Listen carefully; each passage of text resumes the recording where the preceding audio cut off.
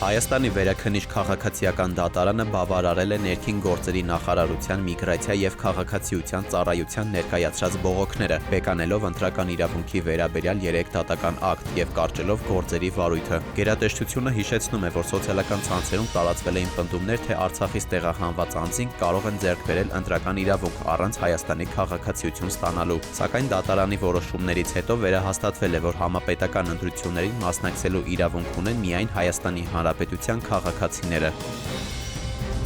Զվարթնոց օդանավակայանում մաքսային հսկողության ընթացքում հայտնաբերվել է ընդհանուր 956,400 եվրո չհայտարարագրված կանխիկ գումար։ Դորտմունդ-Երևան չվերթի ուղեբեռների ռենտգեն զննության ժամանակ կանաչ ուղի ընթացակարգն ընտրած 2 ուղևորներ տեղափոխվել են կարմիր ուղի գոտի լրացուցիչ ստուգման նպատակով։ Զննության արդյունքում Հայաստանի քաղաքացու ուղեբեռում հայտնաբերել են 578,050 եվրո, իսկ Նիդերլանդների թագավորության քաղաքացու ուղեբեռում 378,350 եվրո կանխիկ գումար, որոնք չեն հայտարարագրվել օրենքով սահմանված կարգով։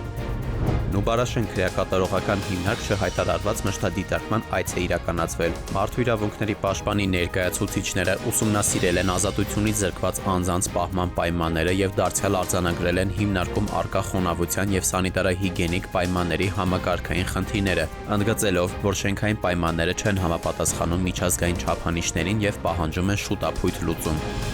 Ոստիկանները Մրգաշատ գյուղում քաղաքացիներից մեկի հաղորդման հիման վրա կամրջի տակ հայտնաբերել են մեծ քանակությամբ զենք զինամթերք, 2 կալաշնիկով ինքնաձիգ, 8 հրացան, 3 նռնակ, տարբեր տեսակի 3 ատրճանակ, սվին դանակ, 808 փամփուշտ և այլ զինամթերք։ Իսկ Արաքսավան գյուղի վարչական տարածքում գտնվող արտեզյան ջրի կայանի հարակից հատվածում հայտնաբերել են կալաշնիկով ինքնաձիգ, ՌՊԿ գնդացիր, որսորդական հրացան, 2 նռնակ պայթուցիչներով, պայթուցիկ սարք, փամփշտատուփ 30 փամփուշտով, ինչպես նաև տարբեր տեսակի զինամթերք։